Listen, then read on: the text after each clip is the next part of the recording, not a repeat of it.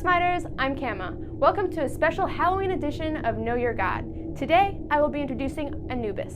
So who is Anubis? Well, Anubis is the god of the dead. He is also the god of mummification and funeral rites. He is commonly depicted with a jackal's head and a man's body. So why a jackal's head? It's because Egyptians saw jackals scavenging cemeteries and thus associate them with the dead. Nephthys, who is the wife of Seth, wanted a child so bad. However, Seth was impotent. So, Nephthys disguised herself as Isis, who is the wife of Seth's brother Osiris, and seduced him. From that union, Anubis was born. Osiris cared for Anubis as his own, but when Osiris was murdered by his brother Seth, Anubis embalmed his adoptive father and mummified his corpse. This preservation passed on to the people of Egypt, who thought that if it was good enough for the gods, it would be good enough for man.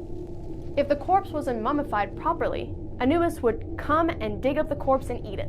No one entered the underworld without being first judged by Anubis. When corpses are preserved, he is the embalmer. When time for judgment comes, he is the final arbiter. In the underworld, he keeps legendary weighing scales. On one side, he weighs the massive weight of Ma'at, which is truth and order. On the other side, he weighs the heart of the deceased. Should the weight of Ma'at prove infinitely heavier than that of the heart, well then you're out of luck, man, because Anubis will cast your soul deep into the underworld, where it will be forever forgotten, never to be reborn again. Now for the art.